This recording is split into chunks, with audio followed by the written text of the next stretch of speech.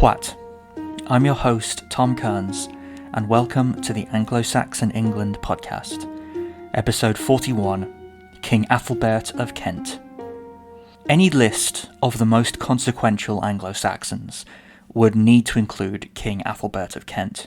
As the king who welcomed the Augustinian Mission to Britain in 597 and gave them his protection, Aethelbert was certainly responsible for the start of England's official conversion to Christianity, an event that would have massive cultural and political implications for later generations.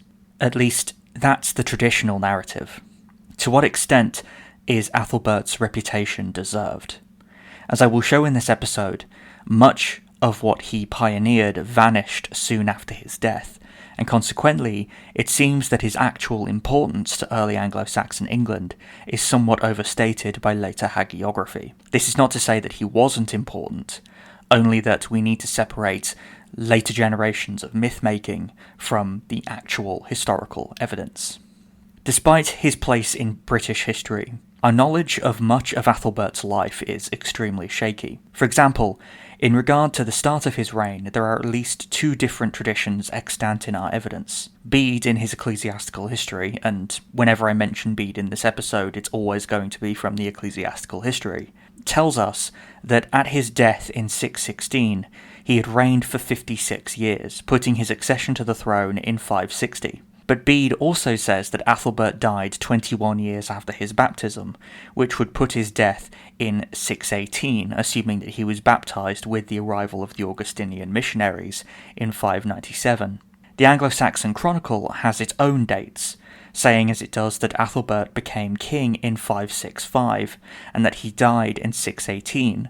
We can add to this comments by the Frankish historian Gregory of Tours, which seem to imply that Aethelbert's father Eormenric was still ruling in Kent in the 580s, and the problem becomes very difficult to pass. Possibly, and this is my own suggestion, Aethelbert began to rule as a sub-king in western Kent in the 560s, under the overlordship of his father, since we know that this was a practice of the later Kentish kings to have their heirs take on that position.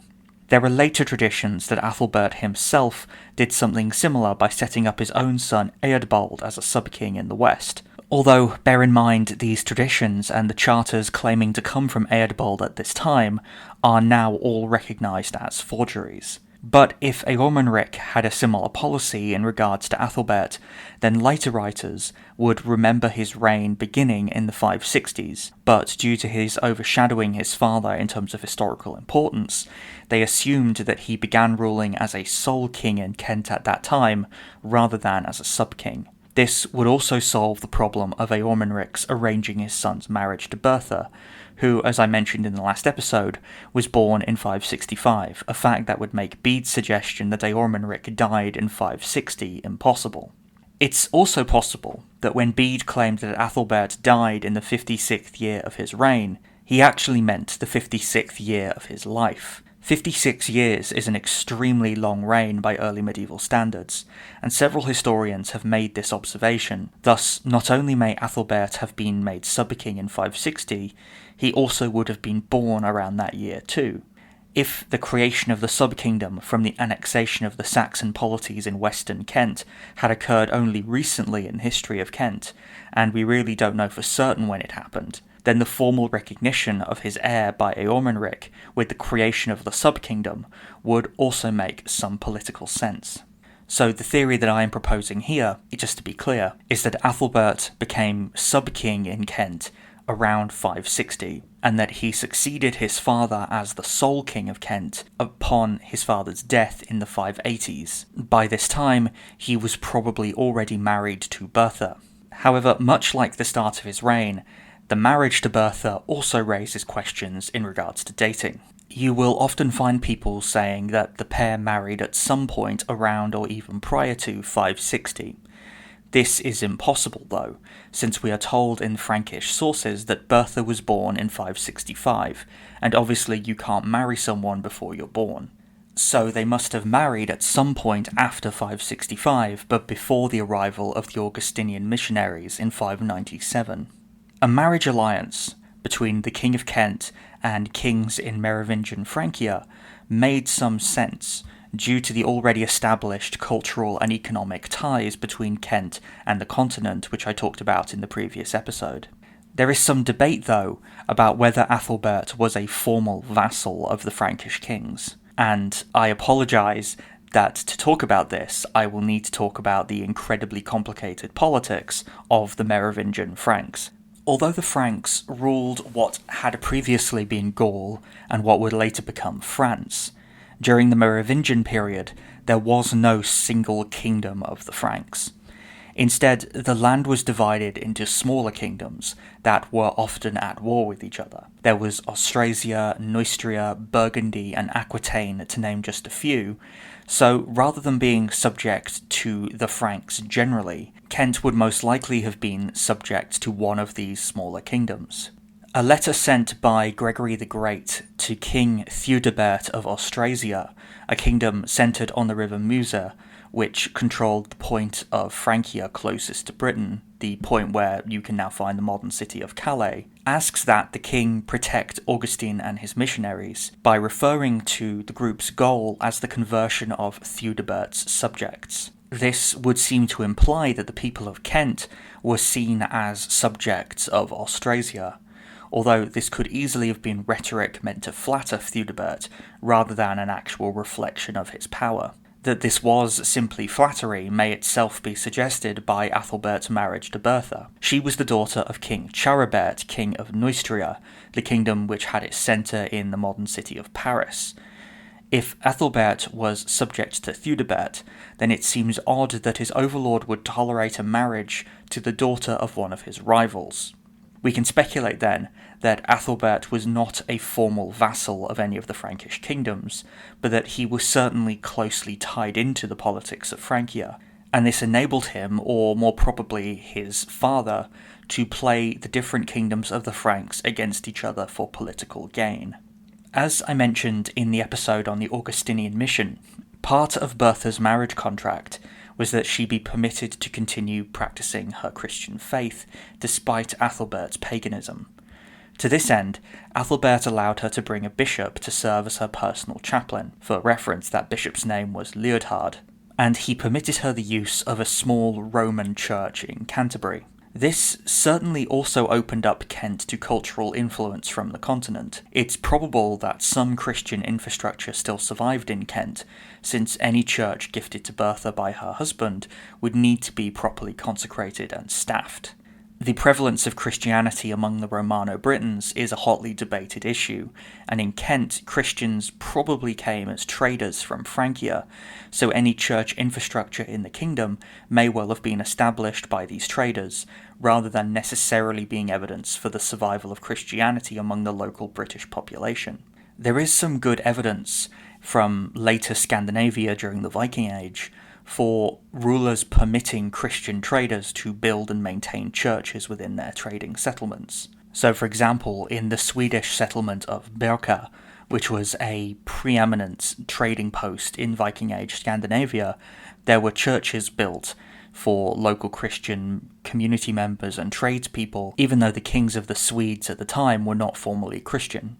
It's possible then that, particularly given the widespread trade with the continent that was occurring in Kent around this time, that something similar was occurring, and thus Bertha and her bishop were able to use this already existing infrastructure for their own religious ends. I touched on Aethelbert's conversion in the Augustinian Mission episode, so I won't go into too much detail about it again. Suffice to say that we don't know exactly when he became a Christian. It is possible that he was already Christian in 597 due to the influence of his wife and her bishop. Of course, reporting that would not have aided Bede's narrative about the importance of Rome and Roman custom in English Christianity, so that may explain why that isn't recorded in his book. But it's also very possible that Aethelbert, while tolerating Christianity, did not convert himself until after the arrival of the missionaries. We simply don't know. What is more certain is that Aethelbert had formally converted by the year 601, since in that year Gregory the Great wrote a letter to him addressing him as a Christian king, and encouraging him to promote Christianity to his people. As I will discuss in more detail in the next episode though, The conversion seems to have only been on a small scale, since some members of Aethelbert's own court, including his own son and heir Eadbald, remained pagan.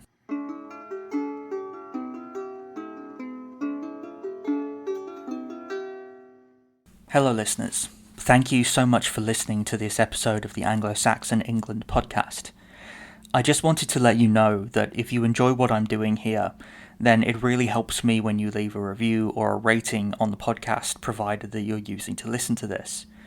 It also really helps when you subscribe to the show's YouTube channel or when you become a supporter over on Patreon, where you can get access to bonus episodes, ad-free episodes, and transcripts, all by pledging to one of the show's patron tiers. And speaking of patrons, I wanted to give a shout out to David Lindemann, Che Christian Padron, and Jay Lawton, who recently became patrons. Thank you so much for your support. It really means a great deal to me, and I hope that you're enjoying the extra material that you now have access to. Anyway, back to the show.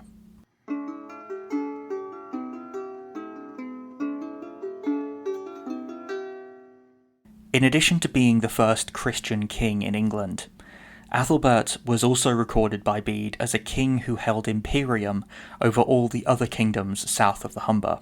In the Anglo-Saxon Chronicle, Bede's register of these imperial kings was adapted into Old English as the list of Bretwalders, a term that has long haunted the study of early Anglo-Saxon England. I spoke during the Mercian series in particular about how partisan Bede's list is. He includes no Mercian kings in it, for example, despite admitting at the end of his ecclesiastical history that in 731 King Æthelbert held power over all the kingdoms south of the Humber. For this reason alone, scholars have long treated Bede's list with suspicion. There is also no evidence that the idea of imperium or Bretwaldership had any real meaning for early Anglo-Saxon kings. Certainly Bretwalder is not a formal title, rather it's a retrospective appellation, and so we mustn't place too much stock in it. However, even if the list is questionable, it does seem to record some memory of kings who were consequential, not only for their own peoples, but also for others. For example, the Bretwalder listed immediately prior to Aethelbert is Ceolin, and if you'll recall, his big impact was the rapid expansion of Gewissa westwards, and an aggressive stance to other English kingdoms. The Anglo-Saxon Chronicle records, for example, that Ceolin fought a battle against Aethelbert at a place called Wibbenden at some point in the 580s. The entry in the Chronicle suggests that Aethelbert was the aggressor, since following his defeat at Wibbenden it says that he was driven back into Kent. Sadly, we don't know anything else about this battle, we don't even know where Wibbenden is. Like Ceolin and the other Bretwalders, Aethelbert does seem to have established a sphere of influence of his own. In this case, it was quite a small sphere of influence which encompassed much of southeastern England. We know, for example, that it was Aethelbert who in 604 had the Church of St. Paul's built in London. This stands out because at the time London was under the control of King Æthelbert of Essex. This implies that Aethelbert directly intervened in Essex to promote the conversion of that kingdom. This may have been because Æthelbert was his nephew, and it certainly implies that the Kentish king held some kind of overlordship over Essex in the early 600s. Aethelbert also seems to have enjoyed a close relationship with King Radwald of East Anglia. Again, probably around 604, although the dating is uncertain, Radwald was baptised in Kent. Bede only gives us that information, but it has been speculated that Aethelbert served as the sponsor to the king's baptism. Bede does tell us elsewhere that Radwald's wife was a member of the East Saxon dynasty, and thus a relative of both Sæbert and presumably Aethelbert. It's possible then that the conversion of Essex was an impetus for Radwald's conversion. Unlike Essex, though, it is not clear if Aethelbert was the overlord of East Anglia. There was certainly an alliance between the two, but if this reached the level of formal overlordship is debated. Although this all seems very impressive, in Essex and in East Anglia, as in Kent, Aethelbert's power wasn't enough to effect a large-scale conversion of the population. All three kingdoms swiftly reverted to paganism upon the death of their Christian kings. Also, in the case of Radwald, there is debate over how genuine his conversion was in the first place. Bede, who it must be said did not care for Radwald, claims that he continued to make offerings to heathen gods even after he formally embraced Christianity.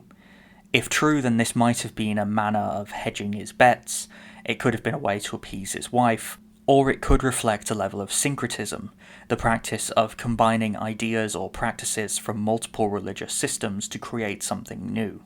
Aethelbert's influence didn't reach far beyond Essex and East Anglia. It may have included Sussex, another kingdom which bordered Kent, but the evidence from there is so scanty in this early period that we really have no way of knowing. The Isle of Wight, too, remained resolutely pagan at this time, implying that Aethelbert had minimal power there. In 602, he did organise a meeting on the banks of the River Severn between Augustine and the bishops of the Britons, which suggests some Kentish power to the west, but we don't know if this entailed any kind of overlordship. As for Mercia and Northumbria, there is no evidence of Kentish power in those regions, and they seem to have been far beyond Aethelbert's sphere of influence. Indeed, at this point, it's unclear if Mercia even existed in any meaningful way outside of a loose confederation of Anglian tribes. Domestically, Aethelbert broke new ground in Kent by promulgating the first written law code in English history around the year 602. The laws of Aethelbert are the first laws written entirely in a Germanic language, obviously in this case Old English. These laws became a touchstone for later lawmakers, particularly Alfred the Great, who saw in them the beginning of Christian kingship among the English. Despite this reputation, though, the laws don't touch much at all on religious matters. Church property is defended early on, but other than that, their focus is entirely secular. They don't even impose fines for continued heathen worship. That would only come in later law codes once the church was more firmly established.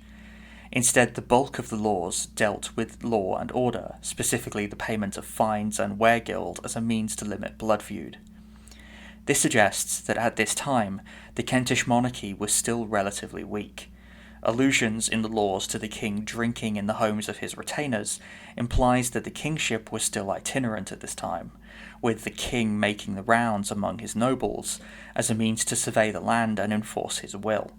Similarly, the emphasis placed on the payment of a fraction of any fines to the king suggests that this was the chief means of raising funds for the royal treasury, suggesting that the infrastructure of taxation also did not yet exist. This all makes it puzzling then, when Bede says that Aethelbert promulgated laws after the Roman manner, since there is nothing in these laws that derives from the Roman legal tradition.